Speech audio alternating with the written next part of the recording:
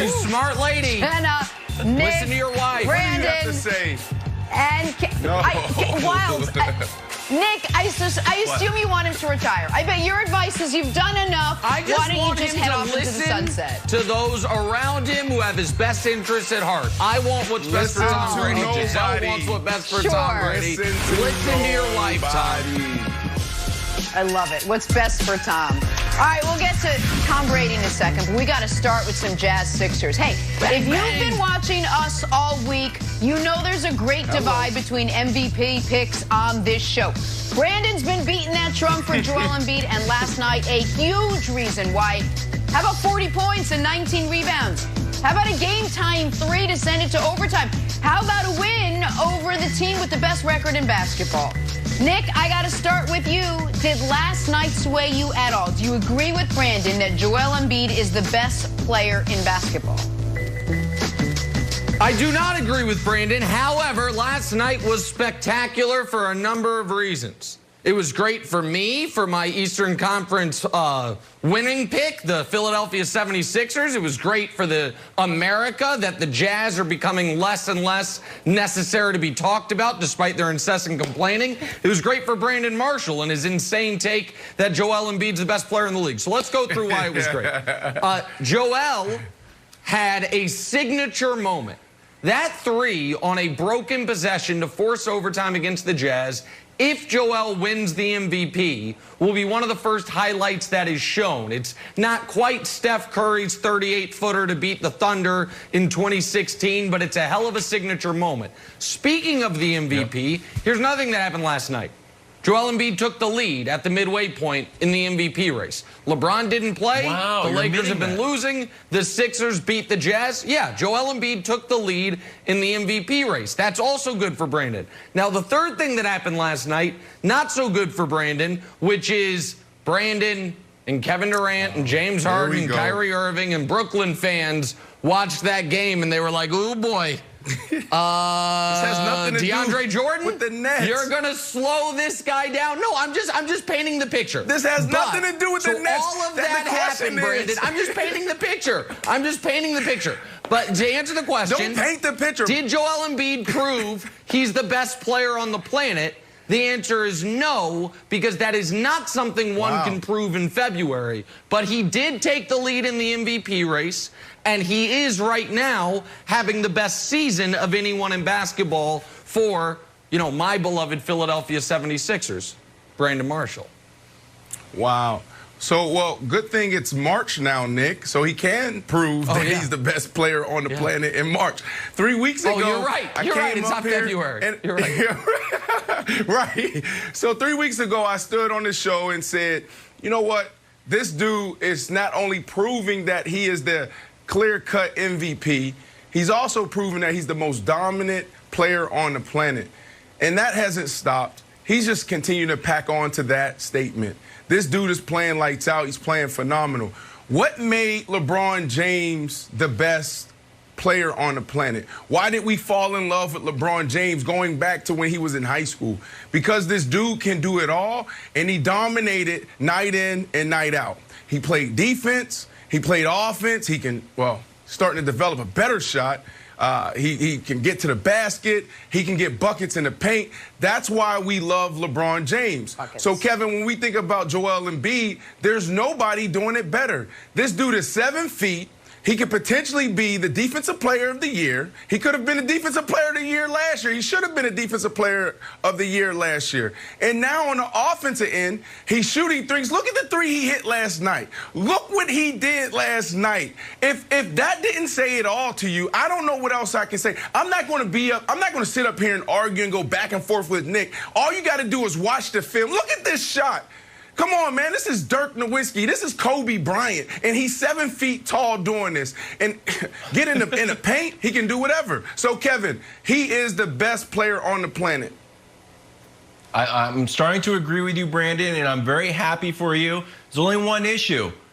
Our friend Donovan Mitchell is like, you know what? In my mind, the Sixers didn't even win.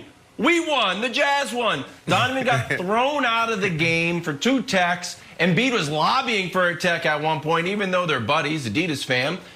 Joe leaves the game. There's a little Gatorade cooler there, empty. I don't know if Donovan knew it or not, but it's a savvy move. Could have hurt his hand. He's like, where's the Gatorade cooler? I'm frustrated. Hold on. Stand by. Should I throw a chair? No, my friend's right there. This isn't going to work. Hey, good job. Good job. I'm out of here. Wait, what? There's a bangle. Bam. I'm out of there.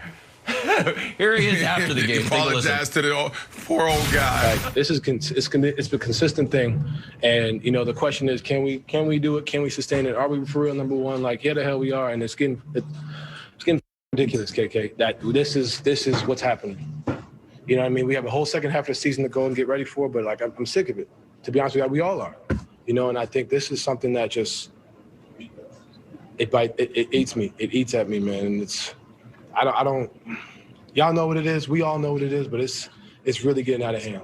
It's really, really, really getting out of hand, and the league needs to do something about this. Tough week for the refs, and guess what? We asked our loyal Sixers researcher, Dusty, say, hey, Dusty, does Donovan have a point? He says he does. Old Joel Embiid, and the Sixers getting the most fouls in clutch time. Donovan getting the fewest.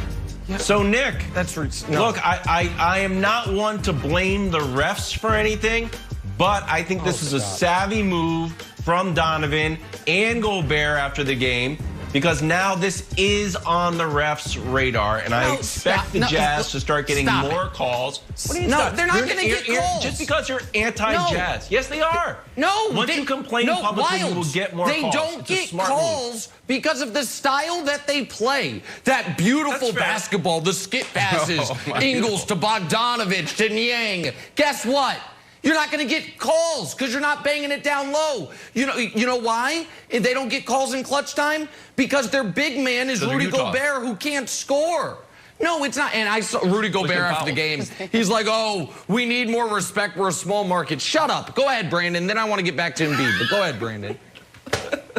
Oh, no, that's what I wanted, Nick. I just wanted to get back to Joel Embiid. Jenna asked us about Joel Embiid. You go off and you start talking about the Nets. Wild start talking about Donovan Mitchell. Can we get back to the question, please? Please, Nick. Yes, we can. And I have a question for you, Brandon.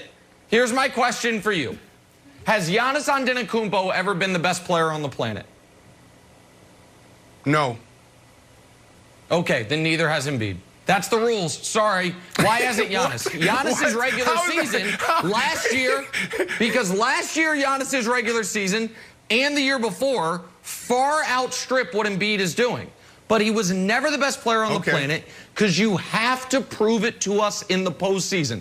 That's what I meant when I said it was February. It's February, March. Who gives a damn what month it is? I know it's not the postseason. And there aren't a lot of hard and fast rules in the NBA handbook. But there is this one. I'm going to read it to you verbatim. It's section 2.B.3. It is the following. One is not eligible to be best player on the planet until one plays at least one conference finals game. Joel Embiid hasn't ever seen round 3, much less an NBA finals. Yeah, but that's hard for me. I didn't make the rules. I didn't make the rules. It's hard for me to follow those rules when I see a 7-footer. When I go out to the Rucker, or if I go out to Larmer Avenue Park in Pittsburgh, Pennsylvania, and I see a 7-footer, and I'm like, he's probably sloppy. He's probably a liability on the defensive end. But then I see him on the basket by himself, and he's moving like he's James Harden. He's shooting the ball like he's Steph Curry. I'm like, oh, maybe I should take that guy. And then you see LeBron James over there like, oh, he's pretty cool. They're doing similar things. But the dude is 7 feet. That's who I'm going with. So all those other things you can throw out the window. Joel Embiid is doing things that no one has ever done before. You look at, the players in the NBA right now. Let's take this stat. 40 and 10. The players who score 40 buckets, 40 points, and 10 rebounds. Joel Embiid did that 5 times. The rest of the NBA only did that 4 times. So it's not even close when you compare Joel Embiid to not only LeBron James, but we're talking about James Harden, we're talking about KD. He's having the best year. He is playing lights out. He's right now, he's the MVP. He's having the best year. And the only thing there are 2 saving graces for me in this. One is I love Morey and I root for the Sixers, so I'm happy about it, and I'm happy for Brandon. The other saving grace is this, Jenna. I'm time machining myself. I'm going forward, and I am seeing It's game 6 of the Eastern Conference semifinals. It's see what he's Sixers doing. Nets. I see what you're and doing. Brandon Marshall's like, I see oh what no, you're doing. we can't